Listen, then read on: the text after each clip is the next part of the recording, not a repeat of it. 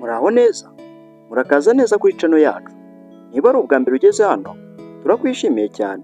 Niba ukunda ibiganiro bigufasha kubaka ubuzima, urukundo n'imibanire myiza, ntukibagirwe gukanda kuri subscribe, ukande n'akamenyetso k'inzogera kugira ngo ujye ubona ibiganiro byacu mu ba mbere. Niba iki kiganiro cyakugiriye akamaro, jya wibuka kugisangiza inshuti zawe.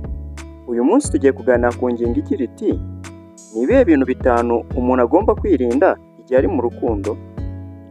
Urukundo ni rwiza, ariko rushobora no kubabaza cyane iyo rutubakiwe ku bwenge ndetse no kukubahana. Hari abantu benshi bibwira ko gukunda bihagije, nyamara hari amakosa akomeye ashobora gusenya umubano mwiza. Dore ibintu bitanu ugomba kwirinda niba uri mu rukundo. Icya mbere, kwirengagiza agaciro kawe. Hari abantu benshi iyo bakunze umuntu bahita bibagirwa ubuzima bwabo, bakareka inshuti, umuryango, amasomo cyangwa akazi, bagakora byose kugira ngo bashimishe uwo bakunda. Ibi ni ikosa rikomeye. Gukunda umuntu ntibivuze kwiyanga cyangwa kwitesha agaciro. Umuntu ugukunda by'ukuri akwifuza ufite intego, ufite icyizere kandi ukomeje gutera imbere. Ntuzigere wemera ko urukundo ruguhindura uwo utari we. Icya kabiri, kubeshya no guhisha ukuri. Umubano mwiza wubakwa n'ukuri. Iyo utangiye kubeshya uwo mukundana, niyo byaba ari ibintu bito, icyizere gitangira gusenyuka. Ikinyoma kimwe gishobora kubyara ibindi byinshi, kugeza igihe ukuri kujya ahagaragara. Iyo icyizere kimaze kubura, kugisubiza biragorana cyane. Niba hari ikibazo, nimuganire aho kugihisha. Niba hari ibyo atazi, gerageza kubimubwira. Niba uzi yuko igihe yabimenye bizagira ingaruka, bimwibwirire. Icya gatatu, ni ishyari rikabije no kugenzura buri kantu.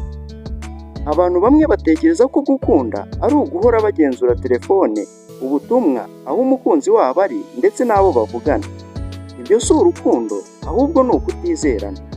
Urukundo rwiza rugira icyizere. Umuntu wese akeneye umwanya wo kubaho, gukorana n'abandi no gukomeza ubuzima bwe. Niba uhora ukeka ibibi nta bimenyetso ufite, bishobora gusenya umubano wawe ndetse n'uwo mukundana. Ikintu cya kane, ni ukutavuga ibibazo mufitanye.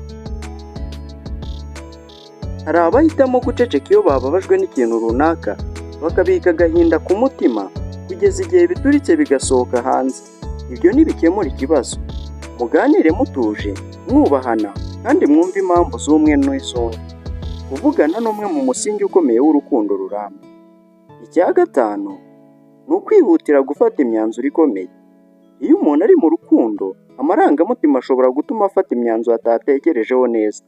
Urugero, nko guhita mwibanira mutaritegura, gushora amafaranga menshi kubera urukundo, cyangwa guca umubano n'umuryango n'inshuti kubera uwo mukundana. Banza utekereze neza, fata imyanzuro ishingiye ku bwenge aho gushingira ku marangamutima gusa. Nshuti, urukundo nyarwo ntirwubakwa n'amagambo meza gusa, rwubakwa no kubahana, kuvugisha ukuri, kwizerana no gufata imyanzuro myiza.